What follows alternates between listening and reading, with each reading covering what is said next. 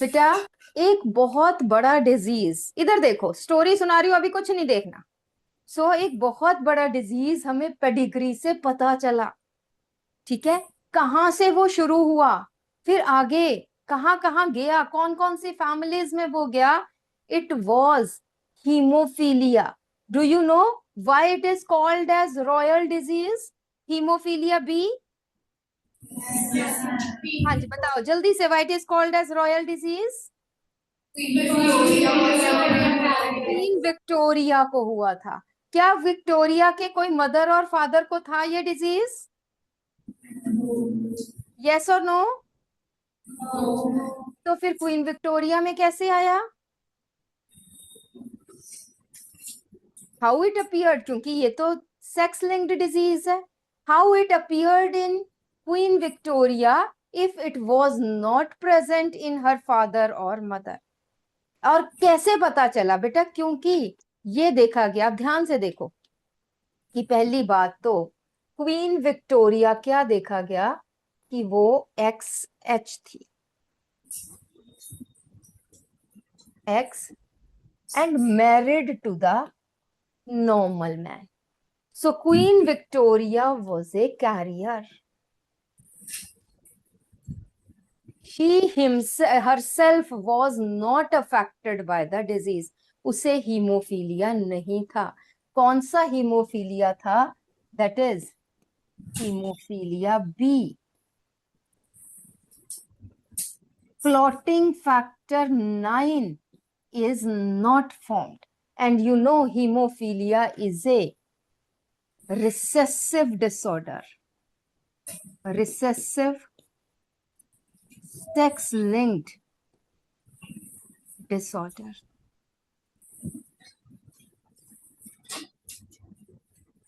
ठीक है जी।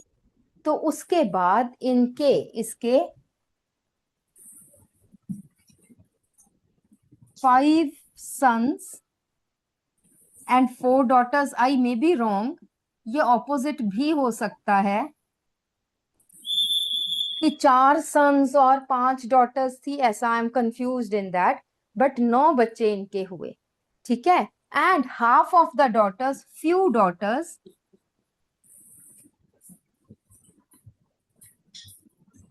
जो थी वो कैरियर्स थी, जिनमें ये XH गया, ये और ये हुआ, तो they must be carriers. Mother से ये वाला आ गया, फादर से ये वाला आया, तो वो कैरियर थी। They were not affected by the disease. ध्यान से सुनो, लिखने की जरूरत नहीं है। And later they married normal man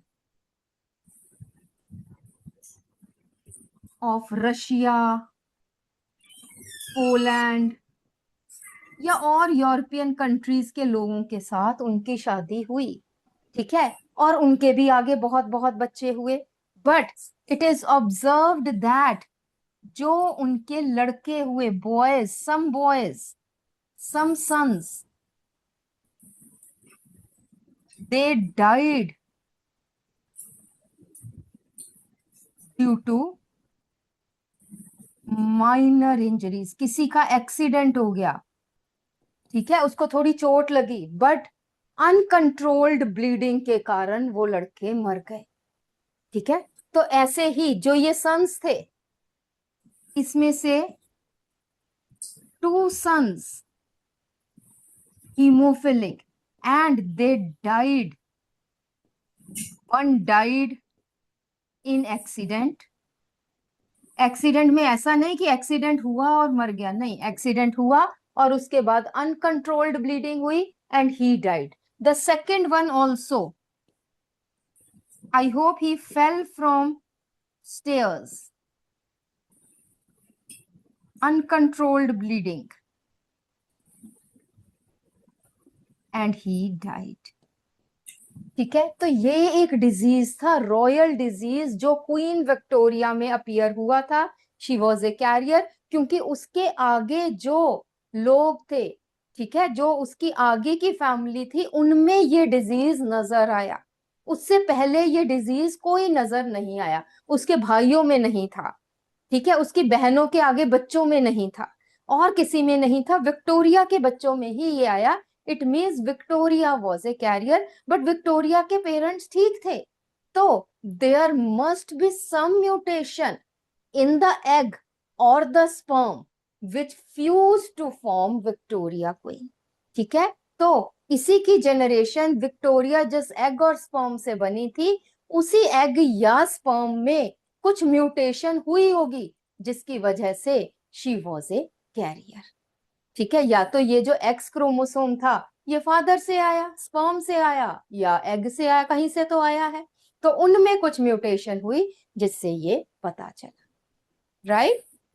तो आगे की जनरेशन्स में रशिया में ये कहा गया कि बहुत इससे पहले ज्यादा हीमोफीलिया वहां पे, या हीमोफीलिया था नहीं, बट आफ्टर द मैरिजेस, क्योंकि फिर उसके आगे बच्चों की ये करके many families get affected due to haemophilia only due to this carrier, right. So pedigree is the family chart of genetics, है ना, या it is the you know chart of genetics of different family members over many generations to see if there is some genetic disease or not। ठीक है जी। और हमारे पास जो diseases होते हैं बेटा, हम मेनली बात करते हैं डिजीजेस की। दे can B autosomal, they can be sex chromosomal,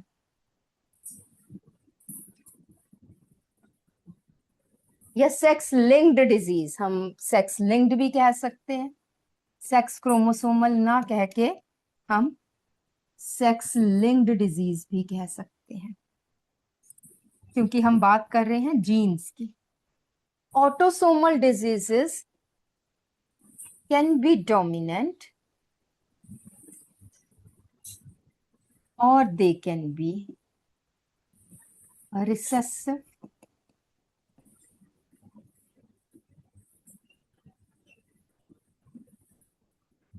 in this case mainly,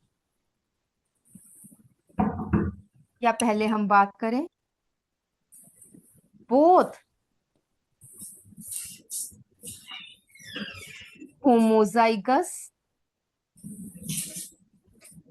and heterozygous diseased organisms are affected। क्योंकि डोमिनेंट है ना, तो ए as well as AA suffer from disease।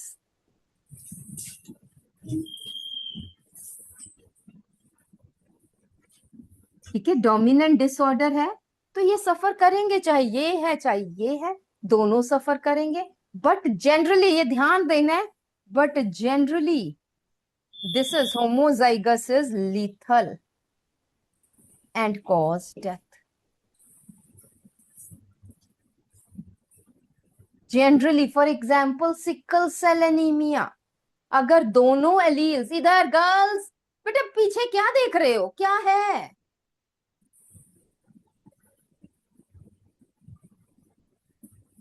I am unable to understand कि जब एक teacher सामने बकबक करी जा रही है, सुनी लो, इतने बड़े बच्चे हो गए हो।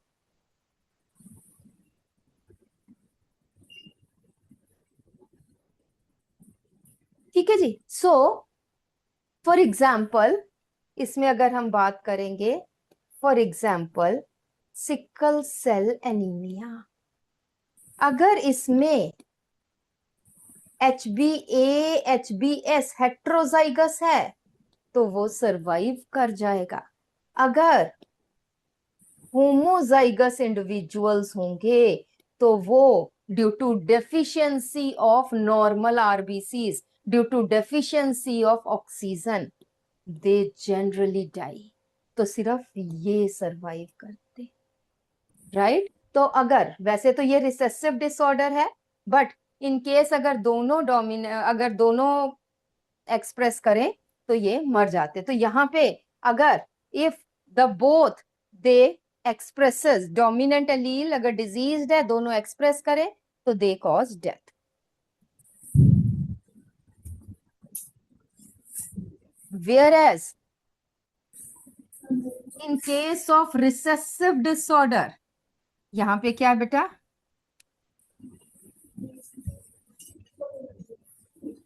it is AA, this is diseased, AA, AA, this is normal।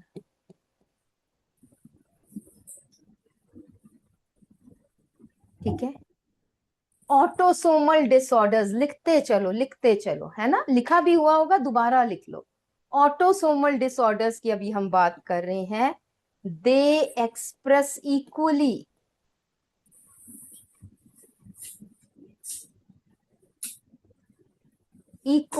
In males and females. जब पेडिग्री में हम देखेंगे डिजीज इक्वल है मेल फीमेल में, तो वो क्या है, ऑटोसोमल डिजीज है। If every generation is affected,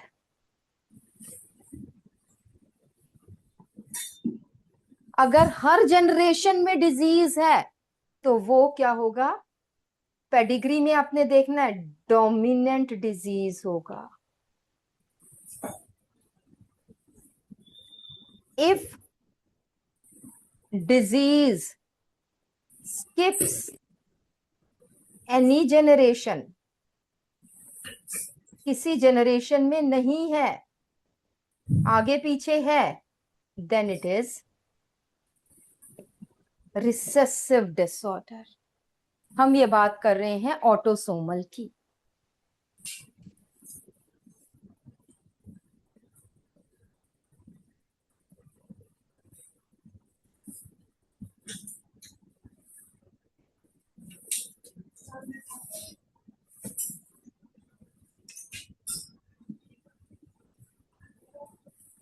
it is, लिख लो फटाफट से,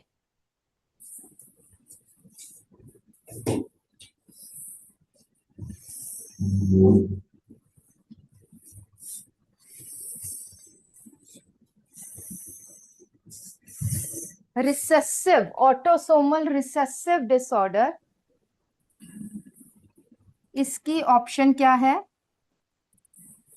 या इसकी एग्जाम्पल्स क्या है, सिकल सेल एनीमिया।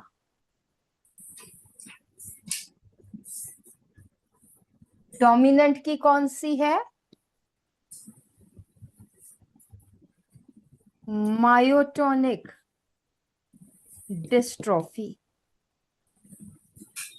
इसकी और आ जाती है बेटा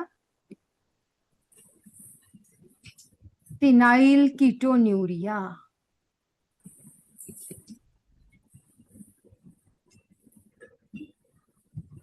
एल्बिनिज्म, एल्कैप्टोन्यूरिया, cystic fibrosis,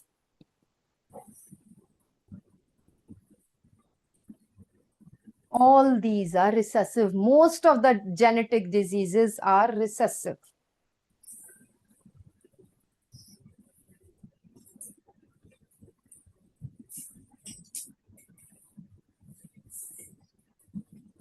ठीक है जी, इज इट ओके, लिख लिया सबने।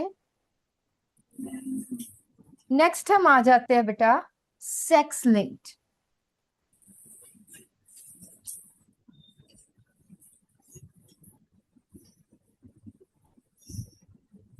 It is due to mutated और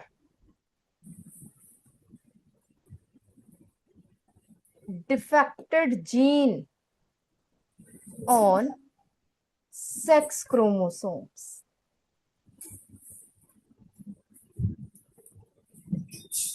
दैट इज मेनली हम क्या बोलते हैं, X chromosome.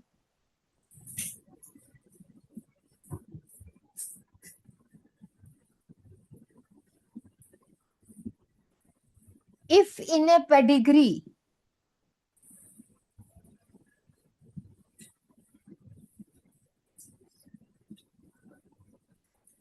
one sex is more affected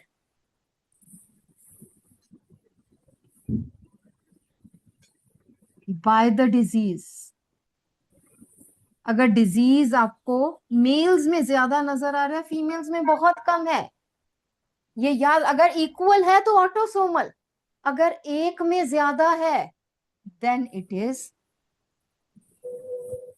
sex chromosomal. ये मैं बता रही हूं, आगे अपना करना है सारी worksheet. It will be sex if one of the sex, male या female, if one of the sex is more affected by the disease over generations, then it is sex chromosomal disorder. अगर if more of males are diseased, अगर आपको दिख रहा है कि ज्यादा लड़कों में डिजीज है, such as haemophilia, such as color blindness, it is X-linked recessive disorder.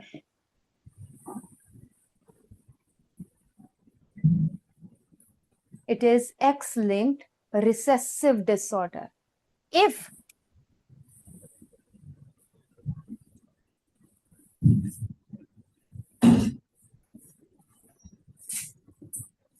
more of females are diseased, अगर पेडिग्री में डिफरेंट जनरेशंस में देखोगे कि लड़कियों में ही ज्यादा डिजीज नजर आ रहा है, लड़के तो थोड़े से ही है, ठीक है। If more of females are disease then the disease is called as X linked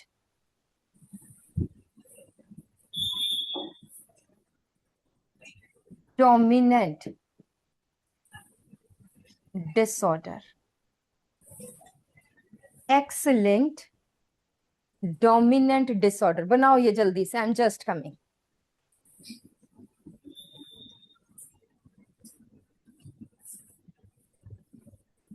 कोई एक्स लिंक्ड डोमिनेंट डिसऑर्डर की एग्जांपल बताओ। एक्स लिंक्ड डोमिनेंट की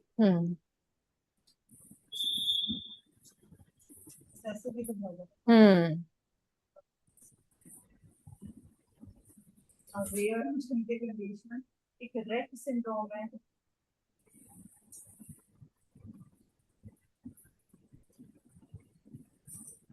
रेट सिंड्रोम है और हाइपोफॉस्फेट है, और कोई ये इतना मुश्किल सा क्या करना है। इनकॉन्टिनेंटिया पिगमेंटी,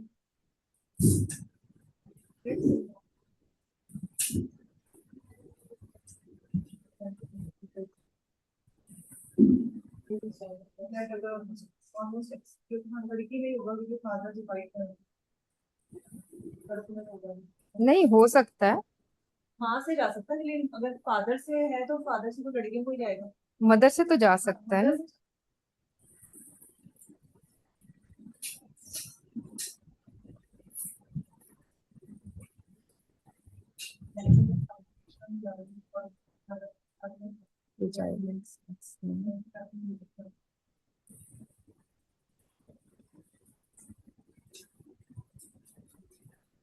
रेट सिंड्रोम है ना।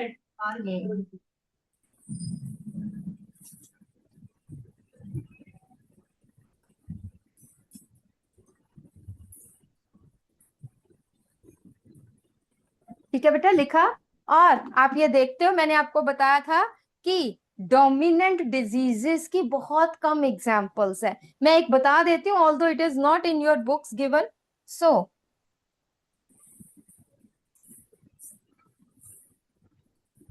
X linked vitamin D resistant rickets. Vitamin D sufficient है बट बॉडी यूज नहीं कर पा रही due to some mutation. Vitamin D resistant rickets. Another is Rett disease.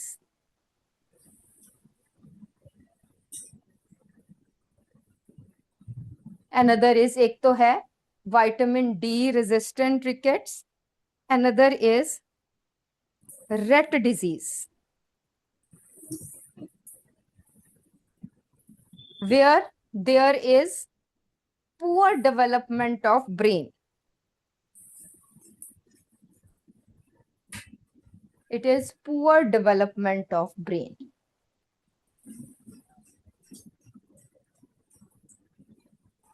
ठीक है जी। So these are some of the diseases. मैंने बताया ऑटोसोमल सेक्स लिंक्ड। अब दोबारा से मैं आपको पेडिग्री देखना हम बता देते हैं। इन पेडिग्री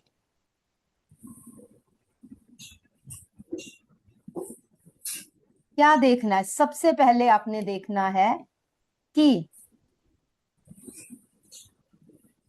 एनी जनरेशन मिस्ड और ऑल जनरेशंस हैव डिजीज। अगर किसी जनरेशन में डिजीज नहीं है, कोई मिस हो रही है, then it is recessive and this is dominant. दूसरी चीज देखनी है, equal number of male and female affected, then it is autosomal.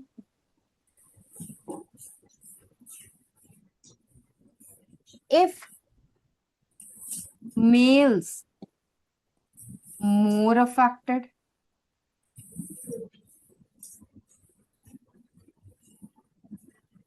sex linked recessive.